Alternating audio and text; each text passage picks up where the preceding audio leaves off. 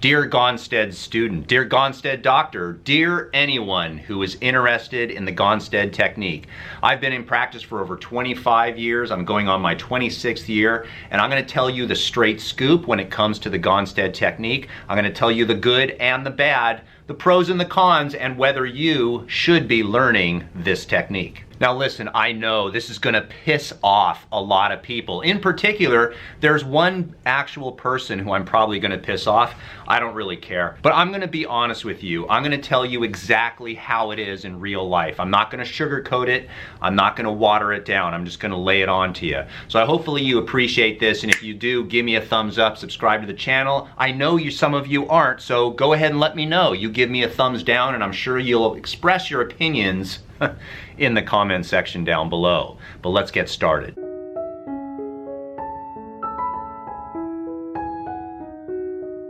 So I'm going to give you a little background. So when I entered chiropractic school, I had a goal, and the goal was very simple: be the best damn chiropractor this world has ever seen. I am that type. I just want to dream big. And the chiropractor that I was seeing that was helping me with all my sports injuries for the last couple years before I entered chiropractic school was a doctor named Peter Levy, and he was up in Santa Barbara, but he had a satellite office in Los Angeles, and he would come down twice a week and work in Los Angeles, which, if you know that route, that's a pretty, that's a commute, if you want to know the truth.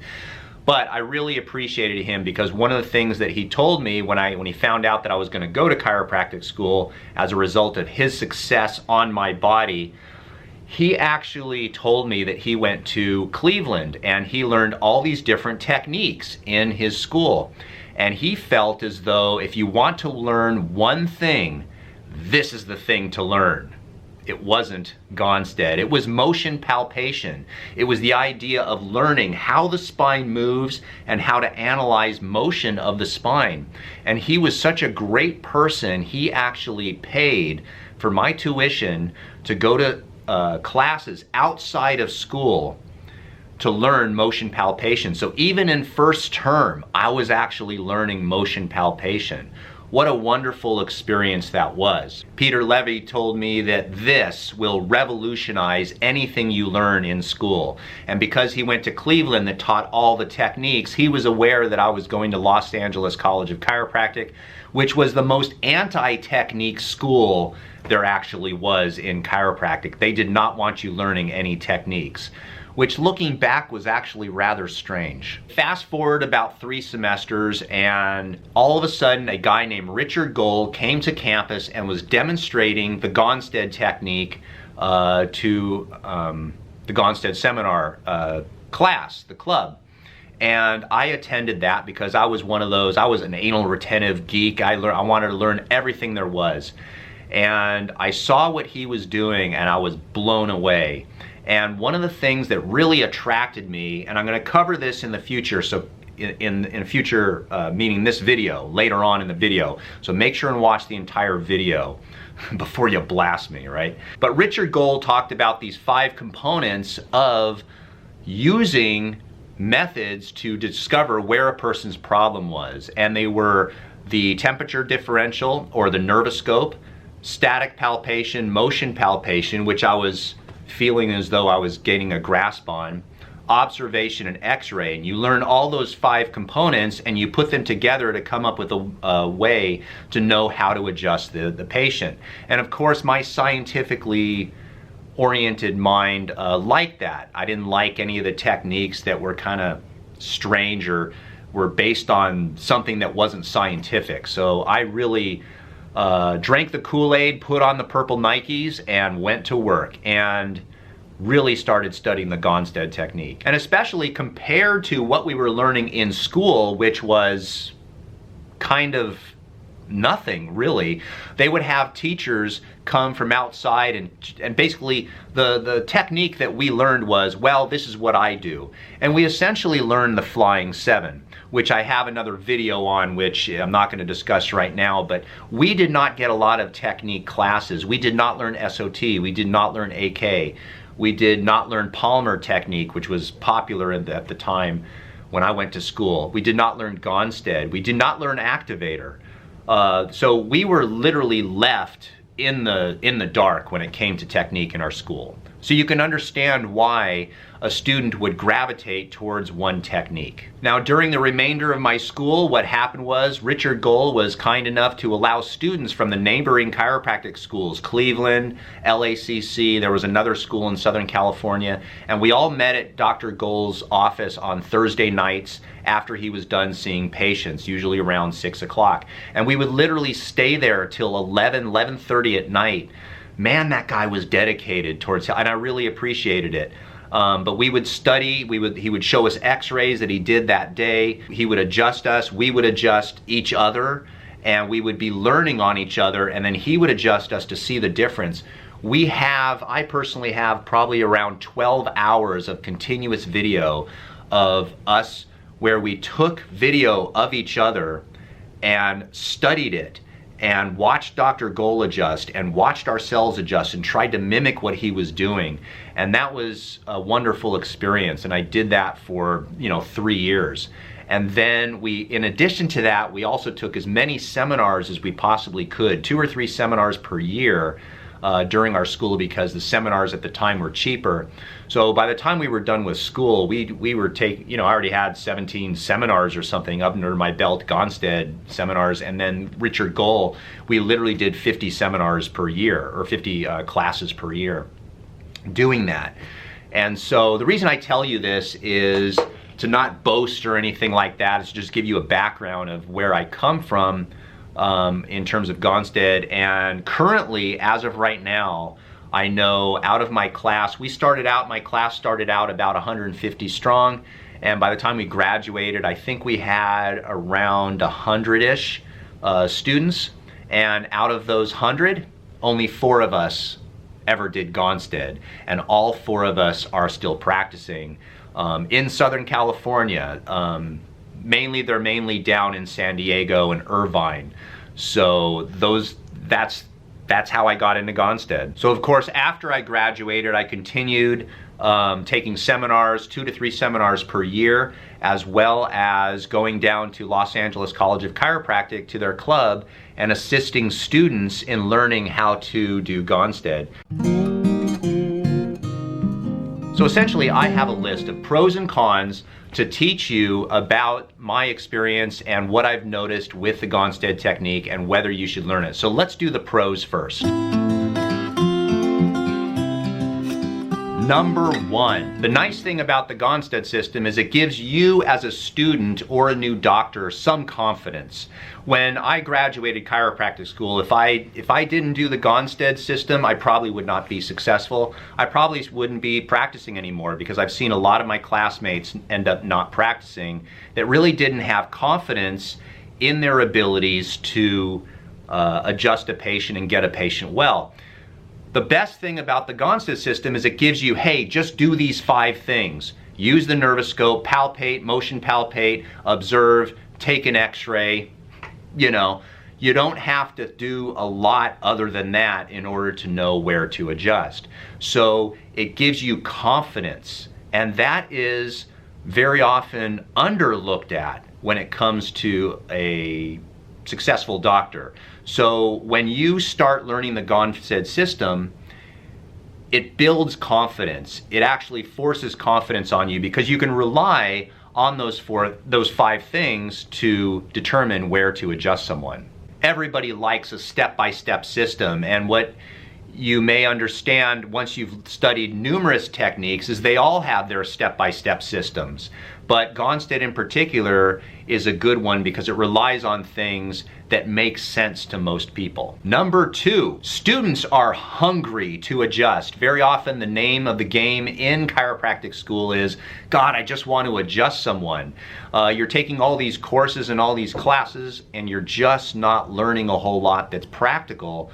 It's just like in medical school, they're learning all the Krebs cycle, but how often does your doctor actually use the Krebs cycle in dealing with patients on a day-to-day basis? It's the same thing with chiropractic. We're learning all these things in the early stages of school, the basic sciences, and you just want to get started. So one of the great things about Gonstead is that it allows you to get started learning the manual skill of adjusting. Now, I understand why the schools don't want Gonstead around, because you don't want students trying to adjust because of a legal liability. When I was in school, I didn't buy it either, but the truth of the matter is, now that I'm older and I realize what kind of idiots can actually be doing adjusting without actually being licensed, the school has got to be freaking out. So the liability is extremely high. So you have to understand that's where the school is coming from, and that's why they don't want you adjusting early on.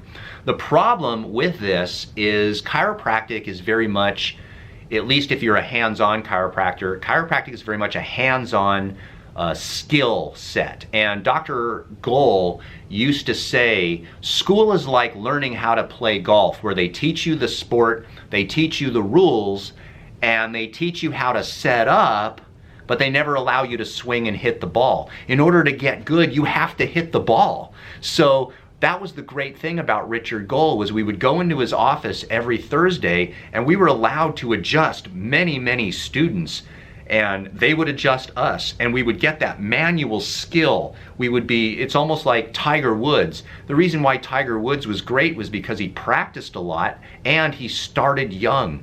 And so in chiropractic school, yeah, man, you want to start young, you want to start early, and you want to start developing that manual skill. Now, what I noticed in my class, because again, there was only 4 of us, was the good athletes that already had good manual skill became good Gonstead chiropractors. The people that had 2 left hands, you know, they just couldn't adjust. And even later on in 8th, 9th, 10th term, after 10 semesters, if you can't adjust, what's wrong? Well, a lot of people have 2 left hands, if you will, and they just don't, by then it's just too late. You know, in 6 months you're going to be practicing. Number 3, joining the Gonstead Club at school is almost like joining this exclusive country club where only the best can get in. And they actually sell it as that. As ridiculous as that is, now that I look back, there's this hierarchy, and the Gonstead people think they're just 1 notch or 2 notches above everyone else, it seems, at school. When I went to school, and I'm sure it's the same exact way now, they all called us gondroids because we were basically like robots and things of that nature, because we all thought our stuff didn't stink, we all thought we were better than everybody else, and we all knew that we were better than everybody else because we did Gonstead and they didn't. How ridiculous. You know, when you hear about all these gondroids, oh, we're methodical, we're scientific, we're pure and unbiased Gonstead doctors. No, you're not. You're in 3rd term. You don't really know any better. That's going to be later on in the video, so keep watching this video. I'm going to tell you the cons. But it actually, I see it as a positive. If you can walk around with your chest high, confident in yourself, a lot of times that can make a difference between learning a skill and not learning a skill. Number 4, Gonstead tends to attract a certain type of personality. When you think of a person who wants to be a star, who's goal-driven, meaning he has goals, he's set up goals, he's gonna go for it. Think of the high school quarterback. Think of the track star. Think of the person that thought they had it all going for him and was confident. That tends to attract people towards the Gonstead system, or Gonstead tends to attract those types for some reason. Gonstead type-minded individuals tend to be almost like Asperger. They're anal retentive. They like things that are controlled. They like the 5 systems that you're supposed to follow. They like certain things done in order. Gonstead doctors, and students for that matter, tend to like things that where if you just follow these rules, you're now accepted into the system. If you don't follow the rules, you're not. Very black and white. Those types of people with those types of personalities tend to attract themselves and like the Gonstead technique. As long as you don't deviate, as long as you don't change anything and you do it the way Clarence Gonstead did it, then you're part of the club. It's almost like a kid, again, in high school who's walking around that has a Letterman jacket and he's got all letters from all the different sports. He's cool, right?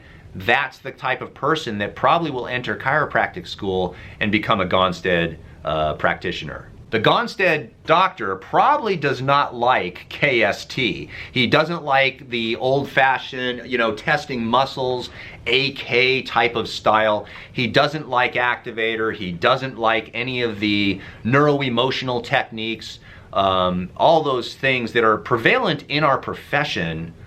Gonstead chiropractors don't like. You can't put your fingers on them. You can't put your teeth into them. There's nothing concrete that you can't look at an x-ray, for example, and see that someone needs neuro-emotional technique. But here's something to consider, and we're gonna jump right into the cons of Gonstead. And so listen carefully, because I'm gonna give you the straight scoop. But the Gonstead practitioner, you'll see, is not gonna like uncertainty. And one of the hardest parts about practice is dealing with uncertainty. And so the benefit of the Gonstead technique is it offers you, especially as a student, some concrete things to look at so that you can visually and objectively see what is going on with the patient. And a lot of times you'll be right. But always consider this.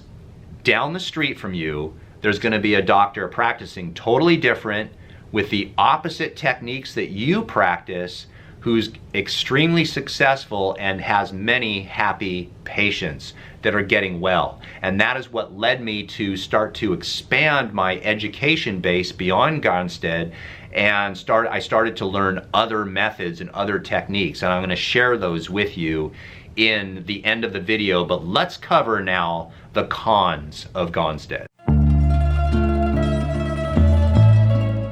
Number one of the cons about Gonstead is actually one of the benefits, the confidence.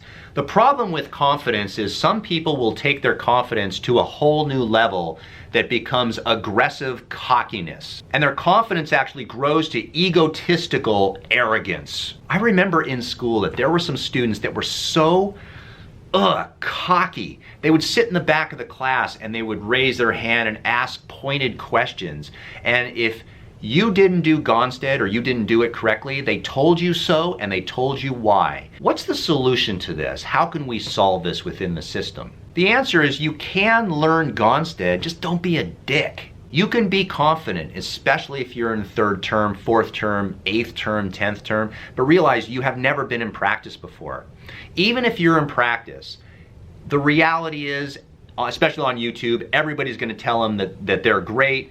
They're gonna always show their successes. No one shows their failures. That's human nature. But you can be a Gonstead doctor and not be so, Number two, students drink the Kool-Aid and put on the purple Nikes. Oh my goodness. You join the country club and you can never talk to anyone else outside of that country club. It is crazy amazing. You join the club, there is no dabbling. If you deviate from those 5 things, you will be told, and you will be told and scolded. And so this idea, again, behind the confidence, there's got to be a solution to this. You could learn the technique, I think. You could learn it well, become actually very good at it, but you just don't have to be nuts about it. Number 3, this book. This is an excellent book, and you should buy it, and you should buy it and learn it, memorize it, learn everything in it, and then go practice for 10 years and tell me how things work out for you. Do you know that this book was written in 1980? What year are you watching this video? Do you realize the world has progressed since 1980? Listen guys, Clarence Gonstead died in 1978. Imagine for a moment if you were going to a dentist or a primary care doctor or a neurosurgeon and he was still doing a technique of a guy who's dead and been dead for over 45 years or something like that, who read a book in 40 some odd years ago. You wouldn't go to that doctor. Do you realize in this book there is nothing said about MRIs? Do you know why? Because in the 80s is when MRIs got started. All the basis of this was based upon no knowledge of MRIs. Think of how much we've learned in the last 40 some odd years. Now this is a good book as well, but this was written in 1993. 1993. Crazy, isn't it? Some of you are in chiropractic school and this was written when you were born. That's how old this is. Now the title is nice, Textbook of Clinical Chiropractic, Specific Biomechanical Approach by Greg Plogger. Great book, but again, it's a little bit dated. So the problem is we're basing our technique on something that's old. Did you know Gonstead graduated chiropractic school in 1923? He developed his technique over time. In 1939, he opened another office. 1970 was another one. I mean, come on. So what's the solution to this? The solution to this is realize that the basis of these books is that they get you to do adjustments on patients. And we know a lot more about adjustments than these books have alluded to. So the solution to this is to realize that there is current information that's more accurate about what you're actually doing when you use your hands to help a patient. And so it would behoove you to learn those things. Number 4, most techniques have, let's just face it, a messiah. And most techniques have this guy that they hold up on a pedestal. Every technique has this, by the way. Do you know SOT, which is something that Gonstead chiropractors despise? Oh, you can't do SOT, it's not scientific, it doesn't look at x-rays, blah, blah, blah. It uses a leg check, by the way. But the guy's name was Major DeJarnay, and he actually died in 1972, not far along from when Gonstead passed away. The solution to this? Guess what? There's gonna be more techniques and we're gonna have more messiahs in our profession, and that's just the way it is. Number 5, now it's time to piss some people off. Let's talk about this full spine x-ray stuff. When I graduated chiropractic school, every patient that walked through the door got a full spine x-ray, whether they had neck pain, middle back pain, carpal tunnel syndrome. If they had plantar fasciitis, I took a full spine x-ray because I was taught to do that. That's what you're taught in the seminars. That is considered normal. We did all those 5 things for every single patient, every single visit, every single time.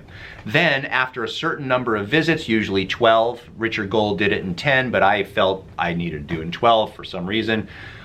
After 12 visits, you re-examine the patient, re-x-ray, show them how the spine changed, show them how their biomechanics changed, and that is gonna sell them. The problem is all these full spine philosophies were developed a long time ago, before we actually knew the damaging effects of ionizing radiation. When you take an x-ray, you can use a eye shield, you could use a thyroid shield, you could use breast shields, you could use gonad shields, you can use split screens, and you could use filters. There are many ways to make an x-ray look perfect, and man, when I had my own x-ray machine, I used to take fantastic x-rays.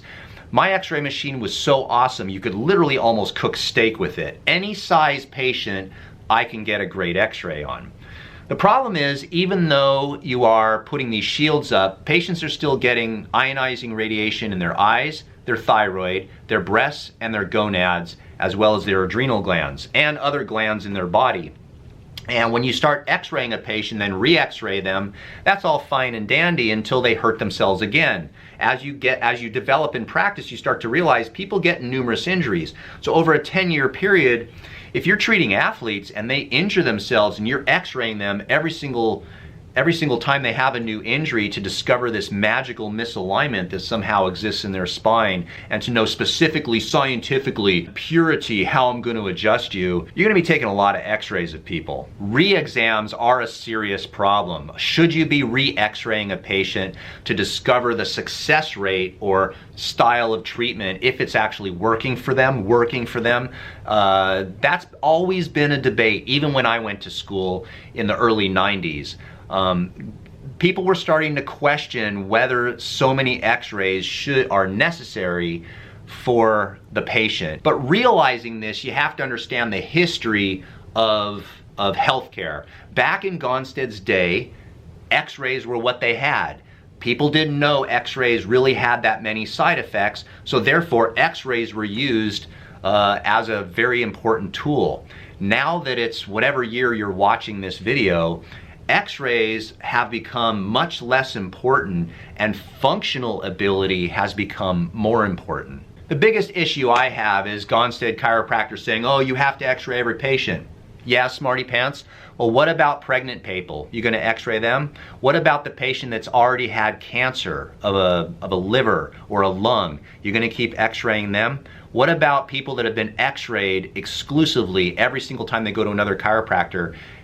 You're gonna x-ray them? Is that full spine x-ray that vital? How about children? I see a lot of children in my practice, and when a little kid is so small, how are you gonna do a full spine x-ray? And if x-rays were so important, why do you suddenly not need them for that? People say, oh, well, you gotta, assess the biomechanics. Really, idiot? Are you assessing biomechanics with a static x-ray? That has been the biggest joke. I've always thought that was funny. Current research, if you keep up on it, has shown that the digital motion x-ray can really uncover where a person is having bad biomechanics in their spine.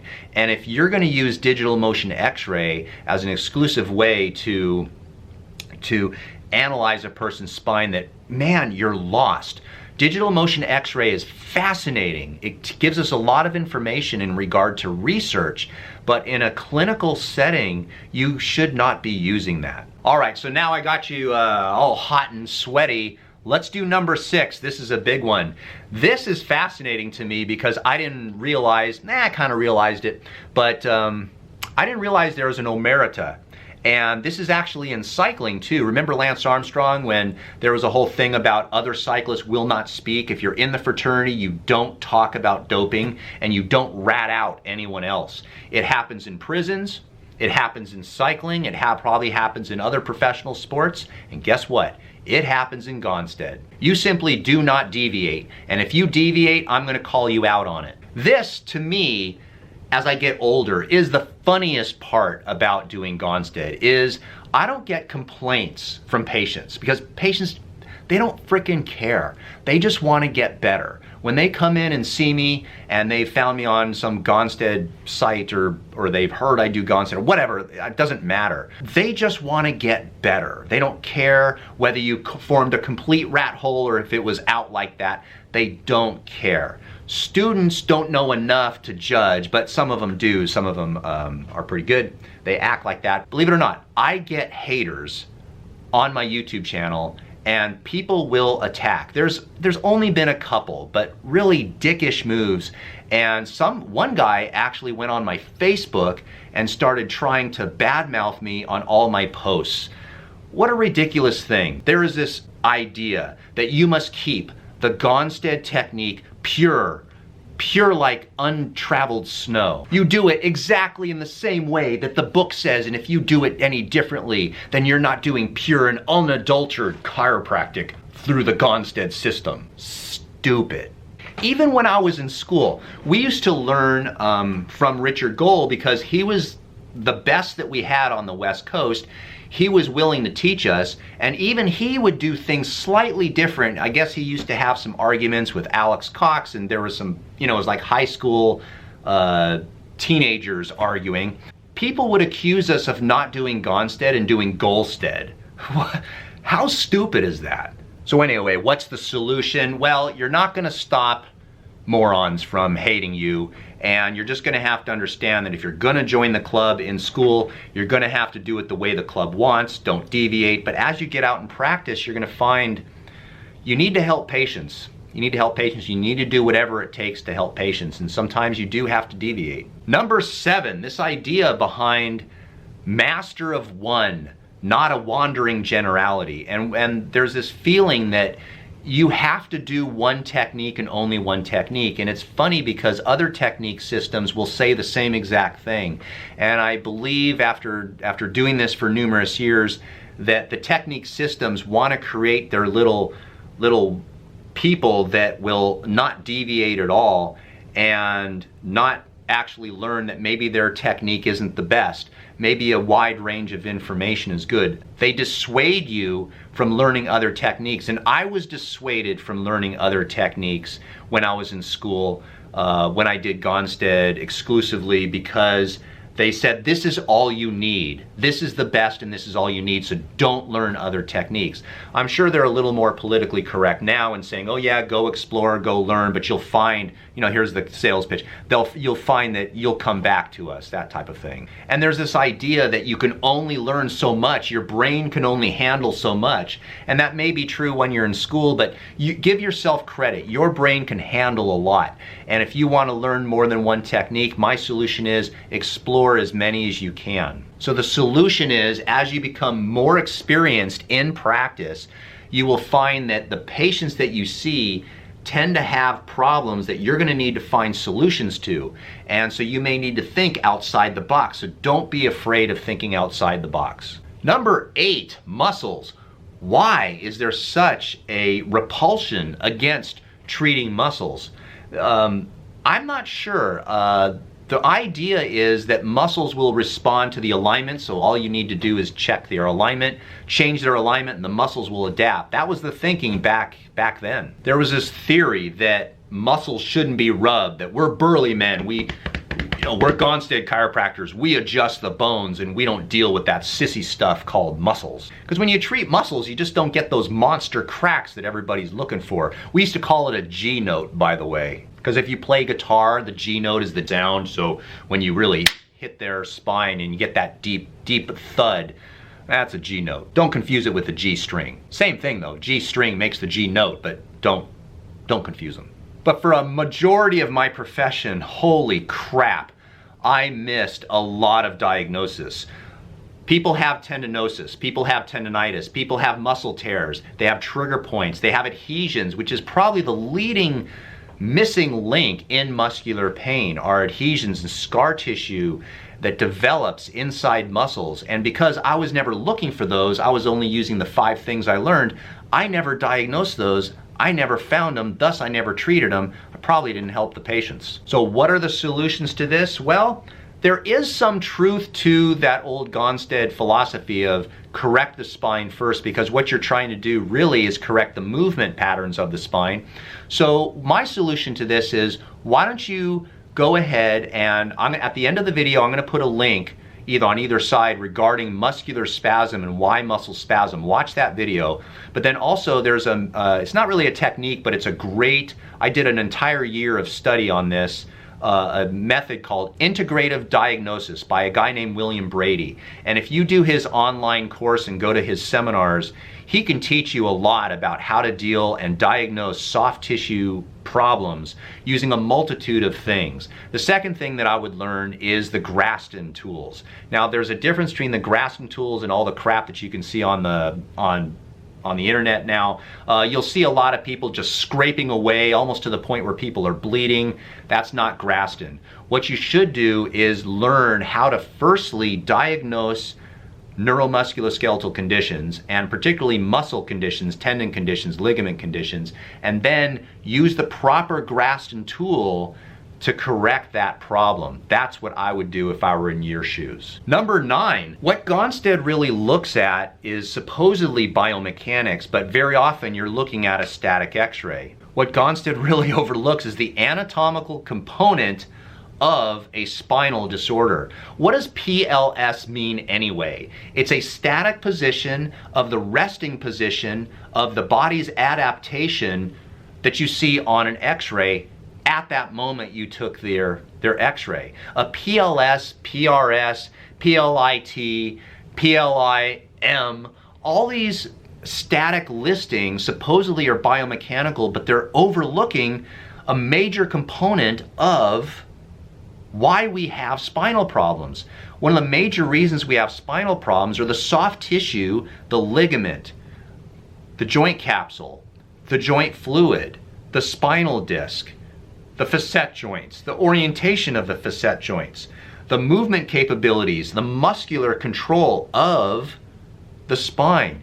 These are the reasons why people have spinal problems. And if we try to think of their problem as a static listing, Gonstead, again, it worked wonders back in the 70s, 60s, 50s. It was all they had. There is a new paradigm of movement and why the adjustment actually works. Did you know the main reason why adjustments work is because they restore mobility into the spine? They don't take a bone that's out of position over here and slap it and crack it back into a new position.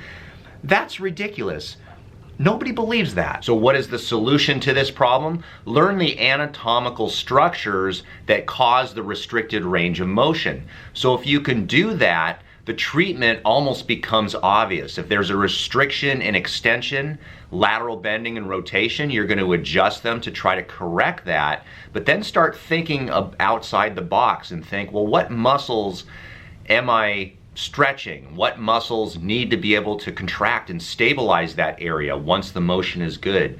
What ligaments are actually being stretched during the adjustment, and what joint capsules are being stretched when I do that adjustment? What might be inflamed that needs to calm down? And so once you have that anatomical basis of the diagnosis, then the adjustment, the soft tissue treatment, the exercise rehab, and the different therapies all start to make sense to you as well as the patient.